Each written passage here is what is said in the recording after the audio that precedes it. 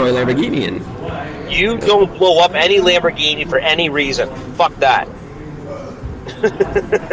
And I was playing Nickelback earlier, saying I would prefer that to Coldplay, and now you can be buddies with Mr. Lambo Driver. He rips around here all the time in his stupid Lambo. Yeah, well, Lamborghinis are a dime a dozen out there. Even I lost fucking a little bit of, got desensitized to them because I saw too. Only because the Lamborghini repair shop is right next door to Bed Bath & Beyond there, so you see an exorbitant amount of them in that area. Oh, shit, is it really? I forgot about that. Well, it's next door to Rona, if you know where Rona was. Yeah. Yeah, it's right next door to Rona. It's a Lamborghini shop. Not was, is. Is. I talk about Bed Bath as if it doesn't exist anymore, because in my mind it doesn't. No.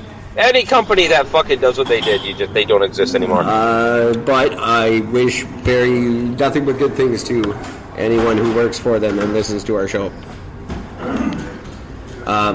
Only one left that works for that company. Only one. There may be another one, because someone just recently friended me on Facebook, and I'm not going to say who it is on the air.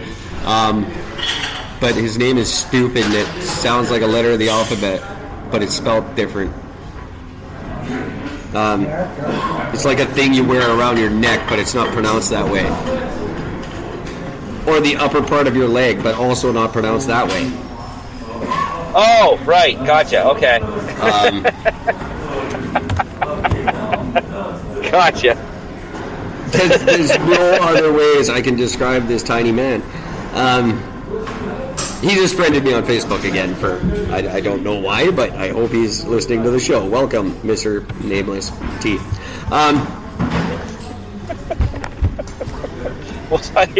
His name starts with a T. And it's, yes. I could have just went with that, couldn't I? You really could have. That would have been a lot easier. Yeah. All right. Oh my God, people! I'm so sorry you don't get why I'm laughing, but I literally can't explain that on the air. Moving on.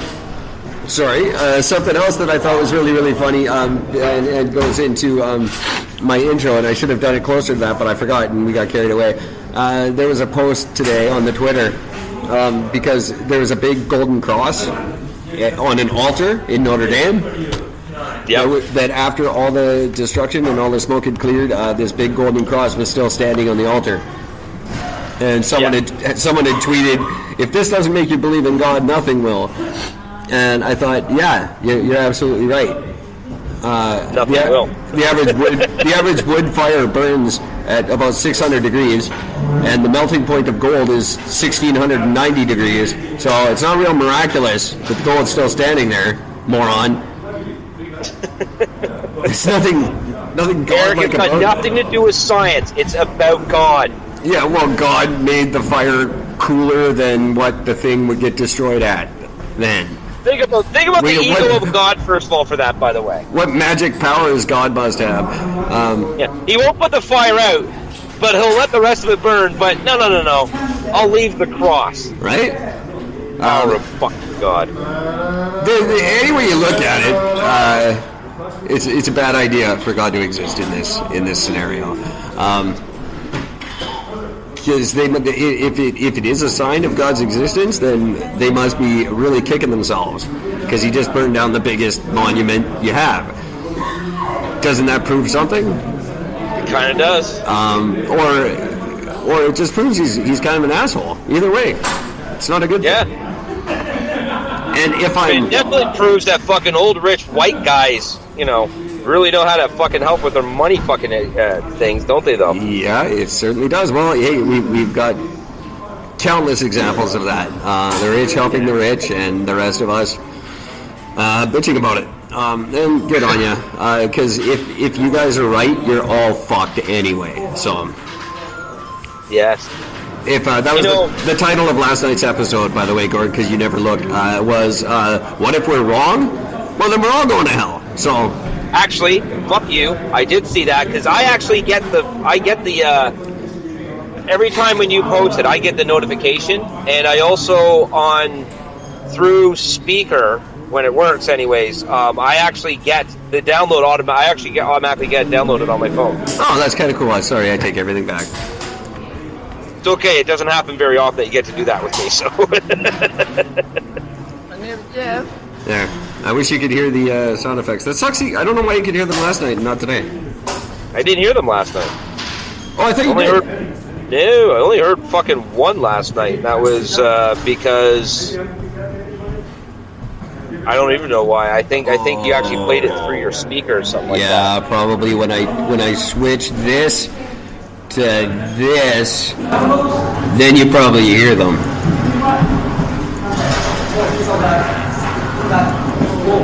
Anyway, that sounded terrible. Remind me not to do that again.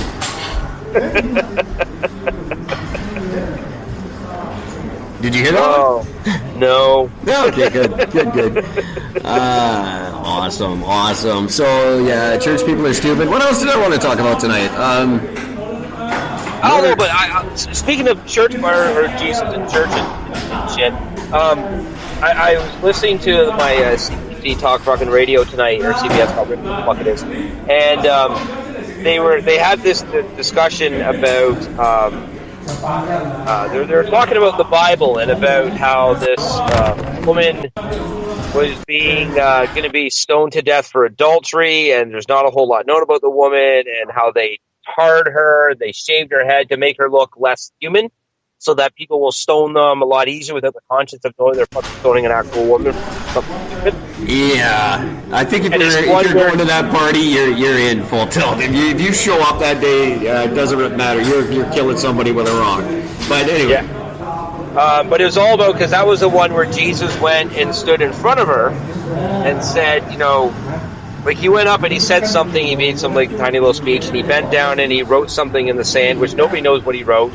People are going under the assumption that all he did was actually just doodle in the sand to prove a point. Then he turned around and he said, let he who has never sinned whatever does the whatever the fuck. Yeah, that's the quote I used last night. Exactly.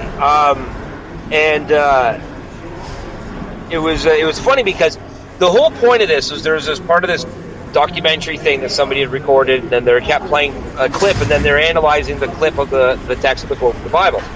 But what was really funny about it was the last 25 fucking minutes of it, they just kept repeating the same fucking quote over and over again. This is kept reiterating the same statement over and over. I'm thinking, you're just as bad as fucking religion because you won't even move past a certain point. Yeah, exactly.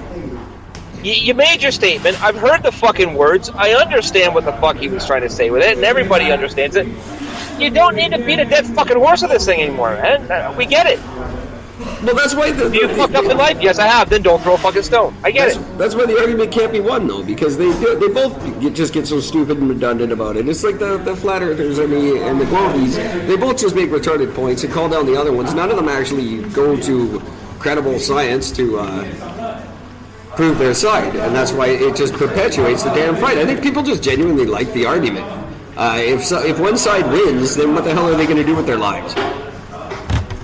I guess, but I mean, it's a pathetic way to fucking live, though. Yeah, isn't it? I don't. It's train spotting, is what it is. Train spotting is a brilliant metaphor for just the complete ridiculous waste of time. And there are actual train spotters in the world. They go to train stations and they stand there with a schedule, and then if the train is late or early, they lodge a formal complaint. This is what they do for fun. It's like it's a thing that happens. Do you imagine? And they're called train spotters, and that's what the book. It was just the futile passing of time, doing something ridiculous just to fill your day. And that's what these arguing people are. They're exactly the same. God, that's just pathetic. It's DXing, it's train spotting, it's just this absolute ridiculous waste of time until you're dead because you have nothing better to do. Some would argue. This is the problem with an automated society where everybody has automation with everything. This is the problem, because it's just people have too much fucking time on their hands, not enough fucking brain cells to fucking deal with or come up with anything. Right. So this is what they do. And They do stupid shit. God bless them for doing it, because I wouldn't want the market to be flooded with robot videos from other people. No, not from them. Fuck that. That's our shit. Yeah, exactly. So keep it up, all you Wally lookalikes.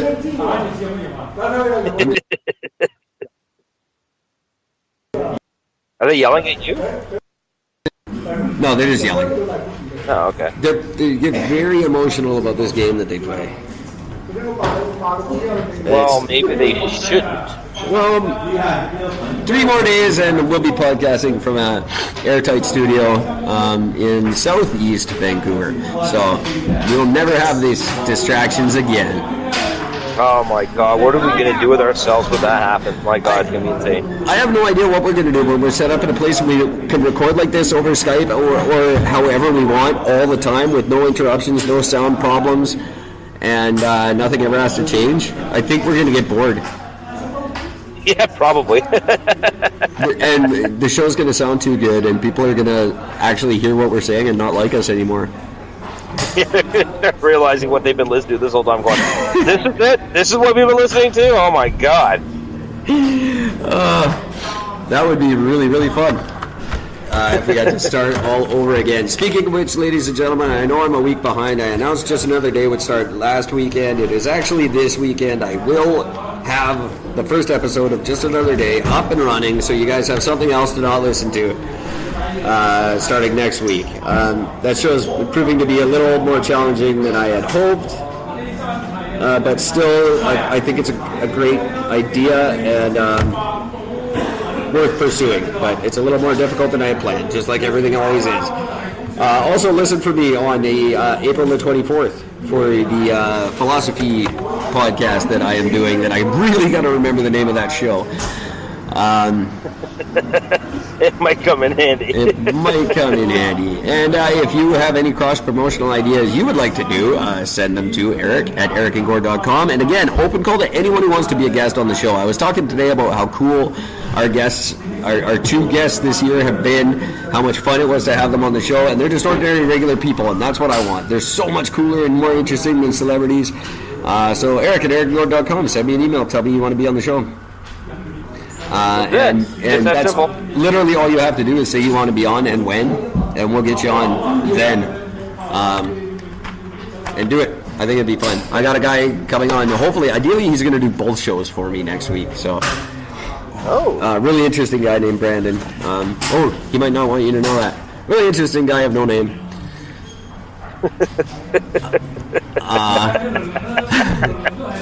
Oh man. Never tell us a secret. Oh, absolutely not. If you really need everyone to find something out real quick, just tell me it's a secret.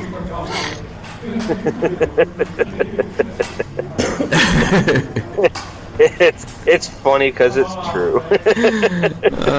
What am I gonna? I'm gonna do this one just cause. There we go. And I'm still not hearing it. Yeah, it was a cow.